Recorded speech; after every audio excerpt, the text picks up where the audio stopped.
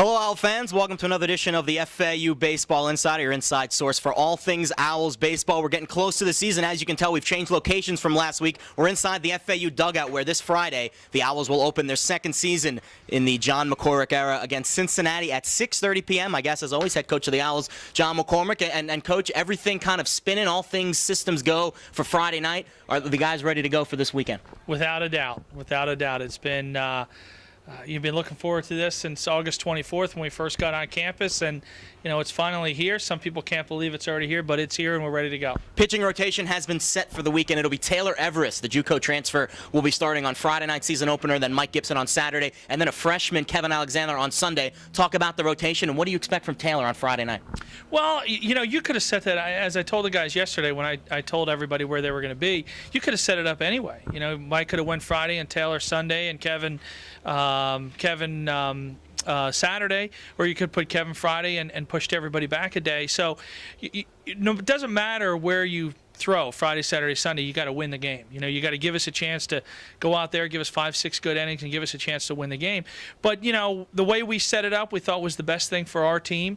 The way the guys had pitched in February in the inter squads, we thought this was the best rotation at this point. So obviously now the starting pitching is set, but the bullpen obviously can kind of fluctuate throughout the game. Two guys that I think you're going to key on this year: Glenn Trojanowski as the closer. Obviously he's going to be a stud at the back end of the bullpen. But then another guy, a new kid, Andy Mee. He's kind of a guy who's going to play the outfield and also coming out of the bullpen. What do you expect from him this year? He's obviously a question mark in his first year in an Owl uniform. Well, Andy Mee is the consummate baseball player. All he does is win games on the mound and get hits in the box and play a really good right field. But Glenn is our closer, and Andy's going to be kind of the 7th, 8th inning guy.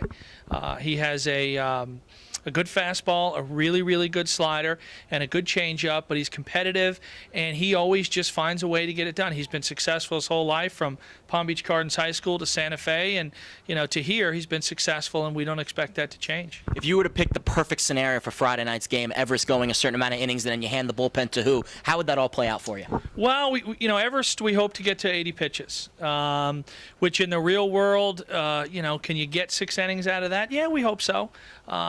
Then you'd probably go with a Ryan Garten, maybe in the end of the 6th, Hugh Adams in the 7th, and then Andy Mee and Glenn Trojanowski. That's kind of the way, if it was written up perfectly, that's the way you do it. Hopefully that script repeats itself a lot this season. Well, let's look at the other side of the baseball. Offensively, the Owls returned 4 starters from last season that hit over 300. Obviously, you've always preached offense. It's something that's come naturally to this team. Where do you expect the offense again to be this year? Well, I expect it to be a good offense like it was last year.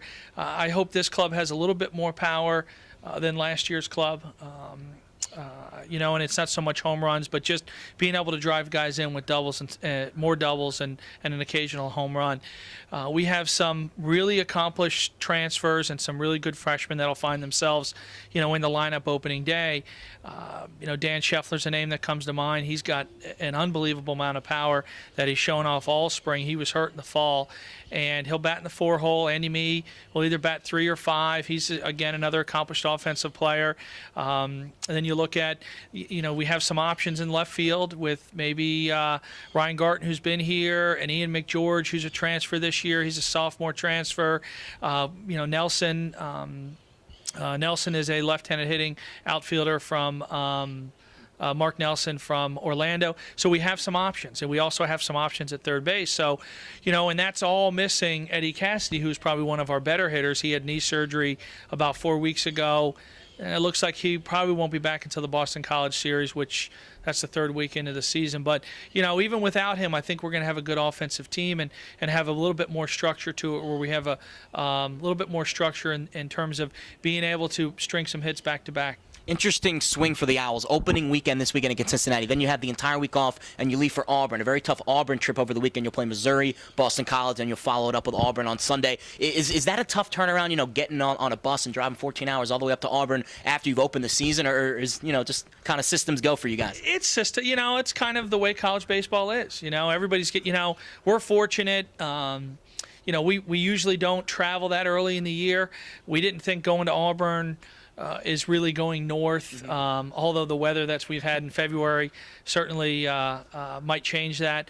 I just thought it was too good of an opportunity for our team to pass up, to be able to go there and play a really good SEC school, a really good Big 12 school, and a really good ACC opponent. I thought it was what this team needed to see, okay, we have opening weekend against a good Big East opponent in Cincinnati, and then we're going to go on the road and kind of, see how we do, which is important for us because the Sun Belt weekends, we play so much on the road. We do so much traveling the Sun Belt. I thought it was good for us to get a little prelude of what was to come. You'll get your first look at the Owls this Friday night against Cincinnati at home at 6:30 p.m. right here at FAU Stadium. Until next week on the FAU Baseball Insider, I'm Jared Smith for my guest, John McCormack. See you on Friday night.